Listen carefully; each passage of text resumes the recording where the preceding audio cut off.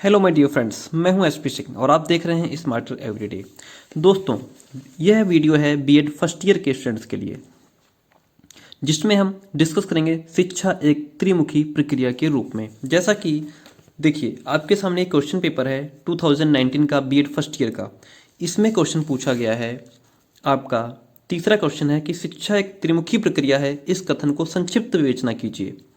तो शिक्षा एक त्रिमुखी प्रक्रिया है और इससे पहले वाले वीडियो में हम ये क्वेश्चन डिस्कस कर चुके हैं। 12 नंबर में क्वेश्चन है शिक्षा का अर्थ प्रकृति। इसको हम पहले वीडियो में डिस्कस कर चुके हैं। पूरा क्वेश्चन 12 नंबर में लॉन्ग क्वेश्चन है और अब हम इसको डिस्कस करेंगे। शिक्षा एक त्रिमुखी प्रक्रिया है, ठीक। इसके बाद ये जितने भी क्वेश्चन हैं जैन दर्शन, प्रयोजनवादी, मानववादी, इन सबको धीरे धीरे डिस्कस करेंगे। अभी डिस्कस कर लेते हैं शिक्षा एक त्रिमुखी प्रक्रिया के रूप में, ठीक है। शिक्षा के सामाजिक उद्देश्य, उदार उपयोगितावादी शिक्षा, इनको भी अभी डिस्कस करेंगे अगले वीडियो में। तो चलिए जानते हैं शिक्षा एक त्रिमुखी प्रक्रिया के रूप में। माय डियर फ्रेंड्स, देखिए, जॉन डीवी ने एडम्स द्वारा प्रतिपादित द्विमुखी प्रक्रिया का खंडन किया है। यानी कि जो एडम्स ने द्विमुखी प्रक्रिया बताया है शिक्षा को, उन्होंने एडम्स ने कहा है कि जॉन एडम्स ने कहा है कि शिक्षा एक द्विमुखी प्रक्रिया है, और जबकि जॉन डीवी कहते हैं कि शिक्षा द्विमुखी ना होकर के त्रिमुखी प्रक्रिया है। जॉन एडम्स कहते हैं कि शिक्षा एक द्विमुखी प्रक्रिया है जिसमें एक व्यक्तित्व दूसरे व्यक्तित्व को प्रभावित करता है, जिससे उसके व्यवहार में परिवर्तन हो सके। तो इस प्रकार से एडम्स कहते हैं, लेकिन जॉन डीवी इसका खंडन करते हैं। वो कहते हैं कि शिक्षा की द्विमुखी प्रक्रिया में शिक्षक एवं बालक को ही महत्व प्रदान किया गया है,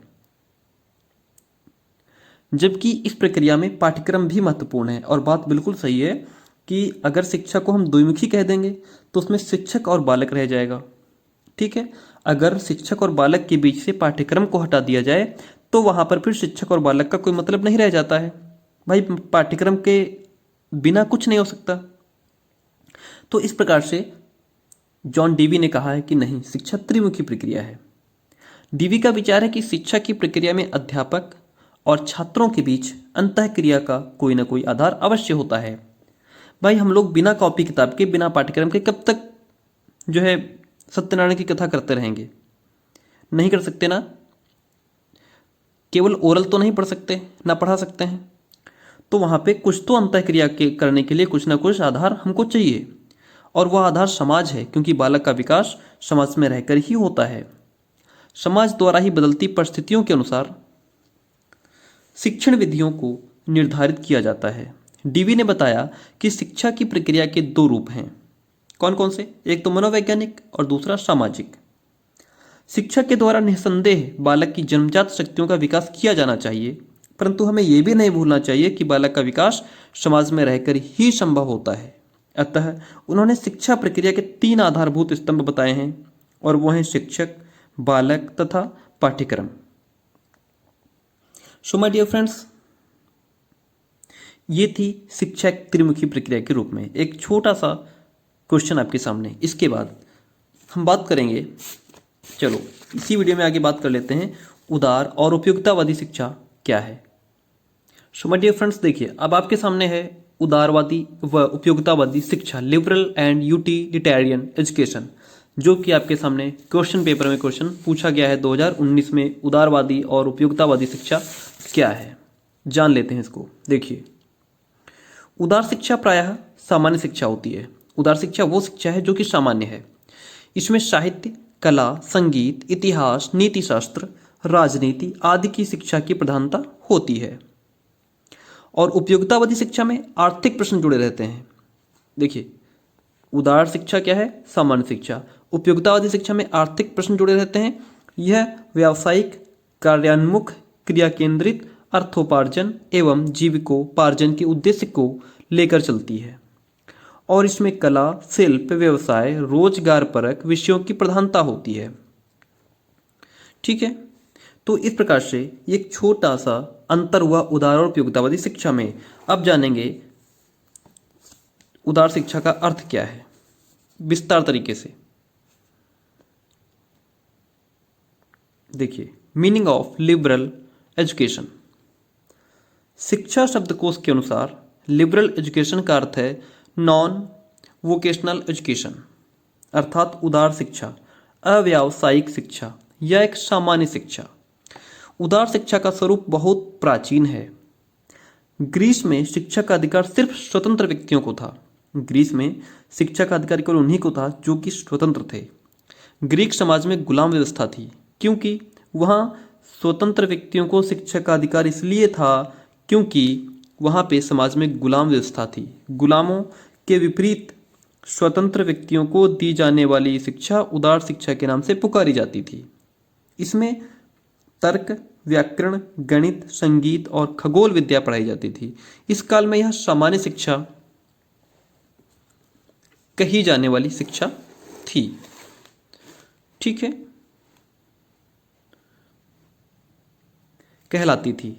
समाज का यह वर्ग आर्थिक चिंताओं से मुक्त था, अतः जिन विषयों के अध्ययन की इनके लिए व्यवस्था थी वे मानसिक शक्तियों का विकास करते थे, अपने अवकाश के क्षणों के सदुपयोग की व्यवस्था करते थे। समाज परिवर्तित होता रहा तथा समाज की आवश्यकताएं भी निरंतर बदलती रहीं। उसी के अनुसार शिक्षा के भी विषय बदलते रहे, समय के अनुसार ही विषयों का प्रचलन रहा। तो ये आपको समझ में आई कि जो उदार शिक्षा थी वो एक सामान्य शिक्षा कैसे बनी। सामान्य शिक्षा है तो उदार शिक्षा उनको उसको कैसे कहा गया। अब हम जानेंगे उपयोगी शिक्षा यानी कि उपयोगितावादी शिक्षा। देखिए, अब आपके सामने है उपयोगी शिक्षा का अर्थ। यूटिलिटेरियन शब्द यूटिलिटी से बना है, जिसका शिक्षा शब्दकोश डिक्शनरी ऑफ एजुकेशन के अनुसार अर्थ है यूजफुल अलोन, अर्थात सिर्फ उपयोगी ज्ञान ही दिया जाना चाहिए, ऐसा ज्ञान जिसका विद्यार्थी उपयोग कर सके। इसीलिए यूटिलिटी, यूजफुल अलोन। उपयोगी शिक्षा की अवधारणा आधुनिक शिक्षा से ही प्रेरित है। आजकल लोग शिक्षा क्यों ग्रहण कर रहे हैं? ज़्यादा से ज़्यादा का मकसद ये है कि वो शिक्षा ग्रहण करके नौकरी पा सकें, पैसा कमा सकें, घर परिवार चला सकें, जो कि हमारी आधुनिक शिक्षा पूरी तरीके से शो करती है। यह एक ऐसी शिक्षण प्रणाली है जिसमें व्यावसायिक शिक्षा द्वारा जीविकोपार्जन में सहायता मिलती है। पश्चिम में प्रयोजनवाद इस शिक्षा पद्धति का जन्मदाता बना। उस समय की शिक्षा व्यक्ति का बौद्धिक व मानसिक विकास करती थी, परंतु जीवन की मूलभूत आवश्यकताओं की पूर्ति करने में सक्षम न थी। इसलिए ऐसी शिक्षा व्यवस्था की आवश्यकता थी जो लाभप्रद व व्यक्ति को सुख प्रदान करे और उसकी दैनिक आवश्यकताओं की पूर्ति कर सके।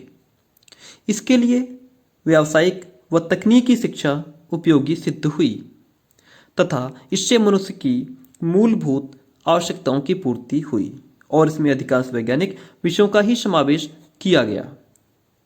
सो माय डियर फ्रेंड्स, ये थी आपकी उपयोगितावादी शिक्षा। ये भी क्वेश्चन आपका क्लियर हो गया। ठीक, अब इस क्वेश्चन पेपर से आपको उदार शिक्षा, उपयोगितावादी शिक्षा क्लियर हो गई और शिक्षा की त्रिमुखी प्रक्रिया भी क्लियर हो गई। ठीक, और ये क्वेश्चन लॉन्ग क्वेश्चन था, ये भी क्लियर हो गया। अब आप अगले वीडियो में पाएंगे शिक्षा के सामाजिक उद्देश्य और जैन दर्शन के अनुसार शिक्षण विधियाँ, प्रयोजनवादी शिक्षा के उद्देश्य। ठीक है, और ऐसा कोई टॉपिक जो आपको समझ ना आ रहा हो या आपके पास ना हो तो उसके लिए मुझे आप इस नंबर पर व्हाट्सअप कर सकते हैं। मैं आपको उसके लिंक प्रोवाइड करा दूंगा या आपको भेज दूंगा। ठीक है, और बीएड फर्स्ट ईयर के लेसन प्लान, असाइनमेंट फाइल्स सब कुछ अपलोड है, आप देख सकते हैं। ना मिलने पर मुझे व्हाट्सअप कीजिए, मैं आपको उस वीडियो की लिंक दे दूंगा। सो माय डियर फ्रेंड्स, आशा करता हूँ आपने वीडियो लाइक कर दिया होगा और कमेंट भी करके जाइएगा कि आपको इससे कितनी हेल्प मिली और आप आगे किस प्रकार के वीडियो चाहते हैं, किस प्रकार के टॉपिक चाहते हैं, किस प्रकार की बीएड्स में हेल्प चाहते हैं। ठीक है, कमेंट जरूर कीजिएगा। So my dear friends, thank you, मिलते हैं नेक्स्ट वीडियो में।